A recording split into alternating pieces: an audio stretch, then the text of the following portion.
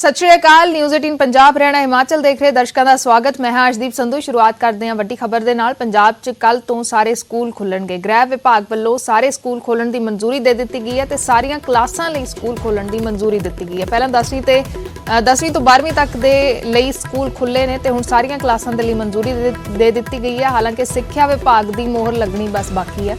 Covid नियमां की पालना करनी होवेगी। स्कूलों दे विच पहला 10वीं तो 12वीं तक दे लई स्कूल खोले गए सी। कई हिदायतां सी जिहड़ियां ओह दित्तियां गईयां सी, जिवें कि जिहड़ा स्टाफ है वह वैक्सीनेटेड होना चाहिए है, विद्यार्थी ने जिहड़े ओह कोविड नियमां की पालना करनगे, होर जिहड़ियां सारियां हिदायतां ने उन्हां दा ध्यान रखिया जावे। तां उस तो बाद हुण सारियां क्लासां दे लई स्कूल खोलण की मंजूरी गृह विभाग दे वल्लों दे दित्ती गई है। सिक्ख्या विभाग की मोहर लगनी बस बाकी है। कल तो पंजाब दे विच स्कूल सारियां क्लासां दे लई खुलणगे। हालांकि मापियां दी जिहड़ी परमिशन है वह लोड़ींदी होएगी। जे बच्चों ने क्लासां लाउणियां ने नाल ही ऑनलाइन पढ़ाई भी जिहड़ी है वो जारी रहेगी। 2 अगस्त तो पंजाब दे सारी जिन्ने भी सरकारी जिहड़े स्कूल ने वो खुलण दी परमिशन जिहड़ी है वो दे दी गई है।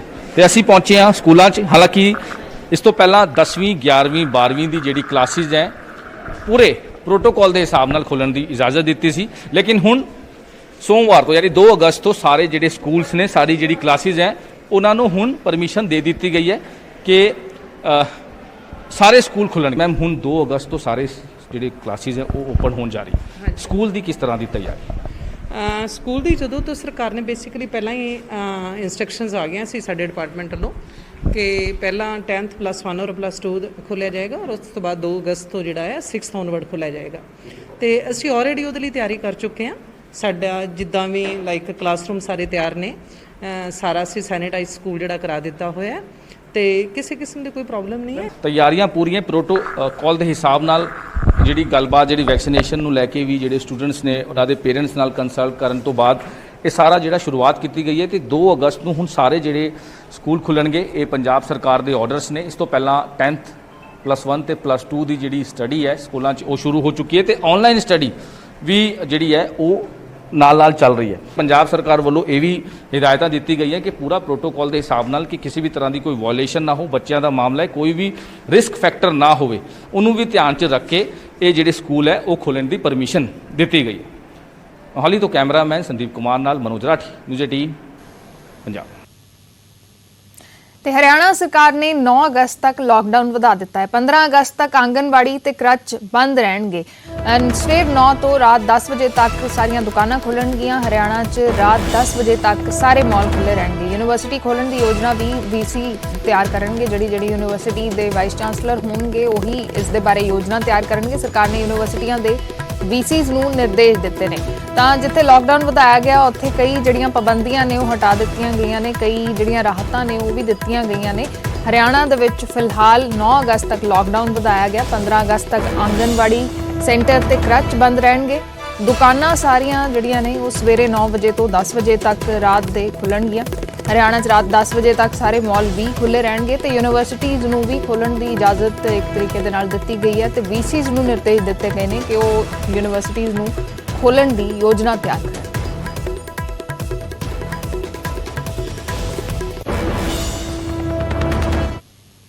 उधर हरियाणा सरकार ने लोगों को एक वड्डी राहत भी दी है। हरियाणा दे विच बिजली सस्ती हुई है। 37 पैसे प्रति यूनिट बिजली सस्ती की गई है। मुख्यमंत्री मनोहर लाल खट्टर ने इसका ऐलान किया है। सरकार का दावा है कि खपतकारां नूं इस दे नाल करीब 100 करोड़ रुपए की राहत मिलेगी।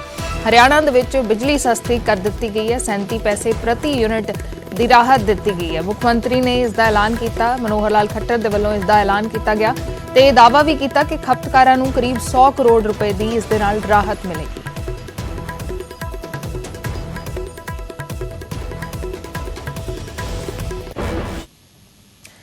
तो पंजाब सरकार ਦੀਆਂ ਪ੍ਰਾਪਤੀਆਂ ਨੂੰ ਲੈ ਕੇ ਲਗਾਤਾਰ ਬਿਆਨਬਾਜ਼ੀ ਹੋ ਰਹੀ ਹੈ। ਹੁਣ ਕੈਪਟਨ ਅਮਰਿੰਦਰ ਸਿੰਘ ਦਾ ਵੱਡਾ ਬਿਆਨ ਸਾਹਮਣੇ ਆਇਆ। 18 ਨੁਕਤੀ ਏਜੰਡਾ ਜਿਹੜਾ ਹਾਈ ਕਮਾਂਡ ਦੇ ਵੱਲੋਂ ਸੌਂਪਿਆ ਗਿਆ ਸੀ ਉਸ ਨੂੰ ਲੈ ਕੇ ਕੈਪਟਨ ਅਮਰਿੰਦਰ ਸਿੰਘ ਦਾ ਵੱਡਾ ਬਿਆਨ ਆਇਆ। ਕਿਹਾ ਹੈ ਕਿ 18 ਨੁਕਤੀ ਏਜੰਡੇ ਨੂੰ ਲੈ ਕੇ ਕਨਫਿਊਜ਼ਨ ਸੀ, ਅਸੀਂ ਪਹਿਲਾਂ ਹੀ ਕਈ ਨੁਕਤੇ ਲਾਗੂ ਕਰ ਚੁੱਕੇ ਹਾਂ।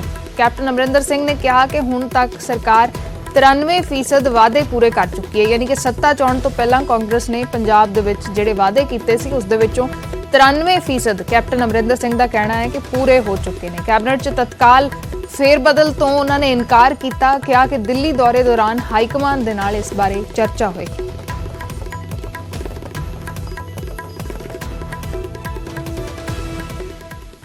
ਤੇ ਉਧਰ ਸ਼ਹੀਦ ਊਧਮ ਸਿੰਘ ਦੇ ਸ਼ਹੀਦੀ ਦਿਵਸ ਮੌਕੇ ਕੱਲ ਸੀਐਮ ਕੈਪਟਨ ਅਮਰਿੰਦਰ ਸਿੰਘ ਨੇ ਸ਼ਹੀਦੀ ਯਾਦਗਾਰ ਨੂੰ ਲੋਕ ਅਰਪਣ ਕੀਤਾ। ਊਧਮ ਸਿੰਘ ਦੇ ਸ਼ਹਿਰ ਸੁਨਾਮ ਦੇ ਵਿੱਚ ਯਾਦਗਾਰ ਬਣਾਈ ਗਈ ਹੈ। 2.61 ਕਰੋੜ ਦੀ ਲਾਗਤ ਦੇ ਨਾਲ ਇਹ ਯਾਦਗਾਰ ਬਣੀ ਹੈ।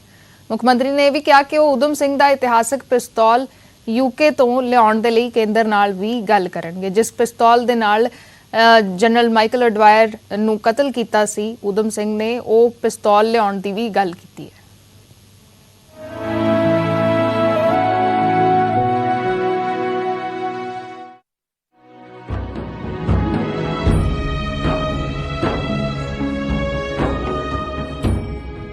अप्रैल 1919 ਨੂੰ ਜਲਿਆਂਵਾਲਾ ਬਾਗ 'ਚ ਖੂਨੀ ਸਾਕਾ ਹੋਇਆ।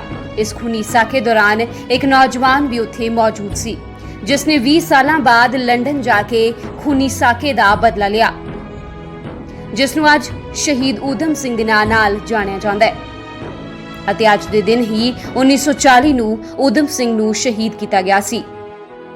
उधर मुख्यमंत्री कैप्टन अमरिंदर सिंह ने शहीद ऊधम सिंह दी याद च सुनाम विखे मैमोरीयल नूं लोक अर्पण कीता।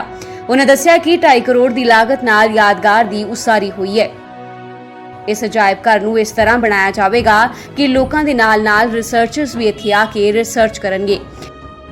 इस दौरान कैप्टन अमरिंदर सिंह ने कहा कि जिस पिस्टल नाल ऊधम सिंह ने माइकल अडवायर नूं गोली मारी सी अते जिस किताब च पिस्टल रख के लैके गए सन, उस नूं भी बाहरों लिया के इस अजायब घर च रखण दी कोशिश करांगे। सारा जिथे सारे शहीद होए ने, चाहे किसी सूबे विच भी होए ने, जिन्हां ने देश की आज़ादी वास्ते अपनी कुर्बानियां दित्तियां ने, इहो जिहे यादगारां सारे किते बननियां चाहीदियां ने।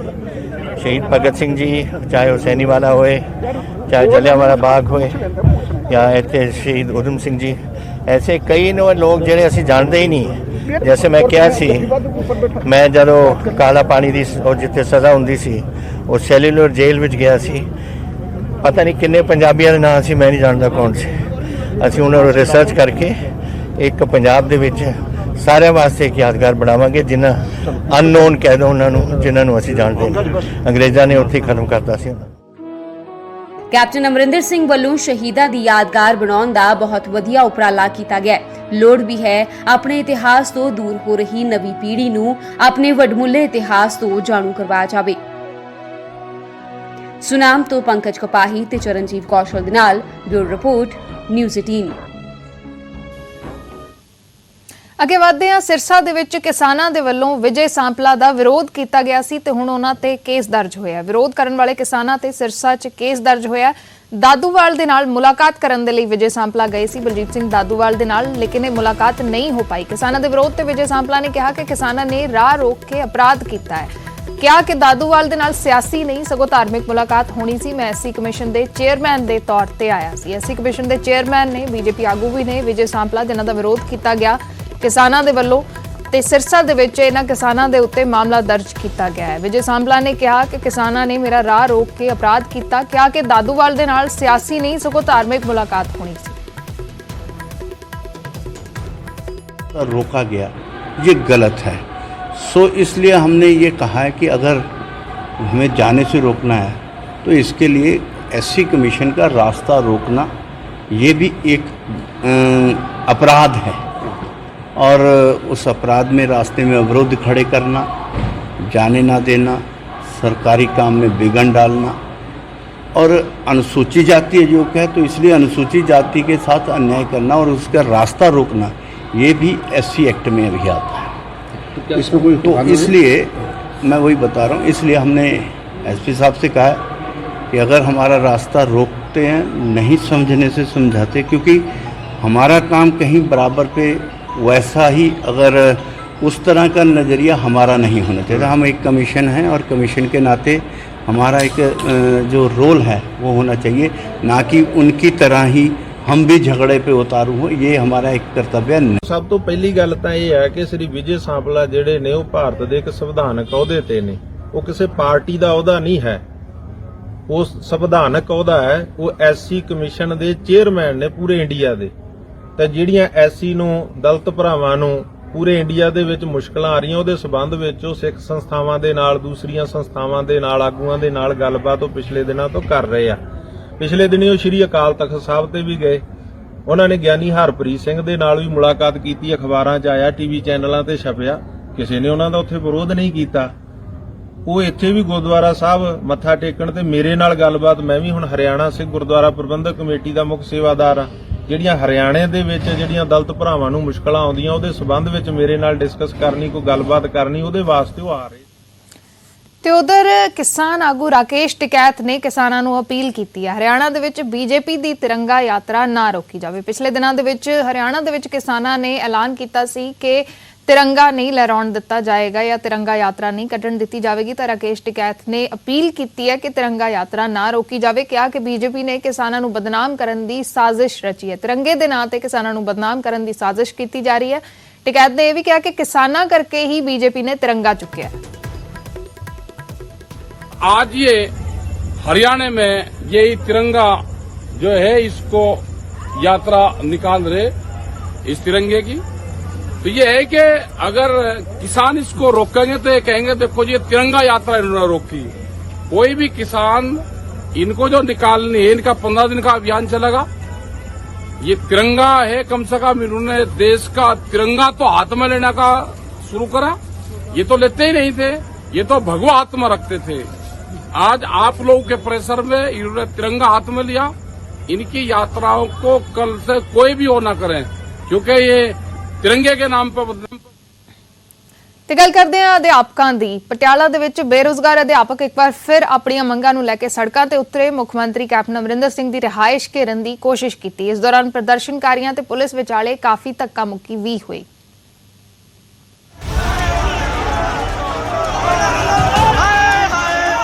ਪਟਿਆਲਾ ਦੀਆਂ ਸੜਕਾਂ ਦੀ ਹੁਣੇ ਰੋਜ਼ ਦੀ ਕਹਾਣੀ ਹੈ। ਕਦੇ ਅਧਿਆਪਕ, ਕਦੇ ਰੋਡਵੇਜ਼ ਮੁਲਾਜ਼ਮ ਤਾਂ ਕਦੇ ਕਿਸੇ ਹੋਰ ਵਰਗ ਨਾਲ ਜੁੜੇ ਕਾਮੇ ਆਪਣੀਆਂ ਮੰਗਾਂ ਨੂੰ ਲੈ ਕੇ ਪ੍ਰਦਰਸ਼ਨ ਕਰਦੇ ਨੇ। ਸ਼ਨੀਵਾਰ ਨੂੰ ਵੀ ਬੇਰੁਜ਼ਗਾਰ ਅਧਿਆਪਕ ਆਪਣੀਆਂ ਮੰਗਾਂ ਨੂੰ ਲੈ ਕੇ ਸੜਕਾਂ ਤੇ ਉਤਰੇ। ਟੀਚਾ ਸੀ ਮੁੱਖ ਮੰਤਰੀ ਦੀ ਰਿਹਾਇਸ਼ ਮੋਤੀ ਮਹਿਲ ਦਾ ਘਿਰਾਓ ਕਰਨਾ। ਵੱਡੀ ਗਿਣਤੀ 'ਚ ਬੇਰੁਜ਼ਗਾਰ ਅਧਿਆਪਕਾਂ ਨੇ ਪੈਦਲ ਹੀ ਮੋਤੀ ਮਹਿਲ ਵੱਲ ਕੂਚ ਕੀਤਾ। ਪ੍ਰਦਰਸ਼ਨਕਾਰੀ ਅੱਗੇ ਵਧ ਰਹੇ ਸਨ ਤਾਂ ਪੁਲਿਸ ਨੇ ਵੀ ਉਹਨਾਂ ਨੂੰ ਰੋਕਣ ਦੇ ਲਈ ਪੂਰੇ ਇੰਤਜ਼ਾਮ ਕੀਤੇ ਹੋਏ ਸਨ। ਜਦੋਂ ਸਾਹਮਣਾ ਹੋਇਆ ਤਾਂ ਜ਼ਬਰਦਸਤ ਝੜਪ ਹੋਈ। ਪ੍ਰਦਰਸ਼ਨਕਾਰੀ ਅੱਗੇ ਵਧਣਾ ਚਾਹੁੰਦੇ ਸਨ ਪਰ ਭਾਰੀ ਪੁਲਿਸ ਬਲ ਉਹਨਾਂ ਨੂੰ ਰੋਕਣ ਦੀ ਕੋਸ਼ਿਸ਼ 'ਚ ਜੁਟਿਆ ਹੋਇਆ ਸੀ। ਇਸ ਦੌਰਾਨ ਕਈ ਅਧਿਆਪਕਾਂ ਨੂੰ ਸੱਟਾਂ ਵੀ ਆਈਆਂ।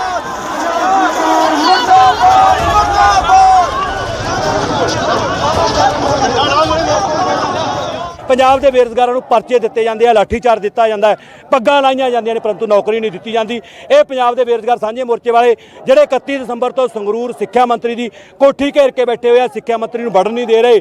ਵਿਜੇਂਦਰ ਸਿੰਗਲਾ ਨੂੰ ਅੱਜ ਇੱਥੇ ਆਪਣੇ ਰੁਜ਼ਗਾਰ ਲਈ ਫੇਰ ਆਏ ਸੀ। ਤੁਹਾਡੇ ਸਾਹਮਣੇ ਸਾਰਾ ਕੁਝ ਵਾਪਰਿਆ। ਕਾਂਗਰਸ ਸਰਕਾਰ ਦਾ ਅਸਲੀ ਚਿਹਰਾ ਫੇਰ ਤੁਹਾਡੇ ਸਾਹਮਣੇ ਨੰਗਾ ਹੋਇਆ ਜੀ। ਪ੍ਰਦਰਸ਼ਨਕਾਰੀ ਨੌਕਰੀ ਦੀ ਮੰਗ ਕਰ ਰਹੇ ਨੇ। ਲੰਬੇ ਸਮੇਂ ਤੋਂ ਇਹਨਾਂ ਦਾ ਸੰਘਰਸ਼ ਜਾਰੀ ਹੈ ਪਰ ਉਮੀਦ ਦੀ ਕੋਈ ਕਿਰਨ ਨਜ਼ਰ ਨਹੀਂ ਆਉਂਦੀ। ਸੱਤਾ 'ਚ ਆਉਣ ਤੋਂ ਪਹਿਲਾਂ ਕੈਪਟਨ ਸਰਕਾਰ ਨੇ ਨੌਕਰੀਆਂ ਦਾ ਵਾਅਦਾ ਕੀਤਾ ਸੀ ਪਰ ਅਜੇ ਤੱਕ ਇਹਨਾਂ ਨੂੰ ਨੌਕਰੀ ਨਹੀਂ ਮਿਲੀ ਹੈ। ਇਸ ਲਈ ਅਧਿਆਪਕ ਧਰਨੇ ਦੇਣ ਨੂੰ ਮਜਬੂਰ ਨੇ। ਪਟਿਆਲਾ ਤੋਂ ਮਨੋਜ ਸ਼ਰਮਾ ਦੇ ਨਾਲ ਬਿਊਰੋ ਰਿਪੋਰਟ ਨਿਊਜ਼ 18।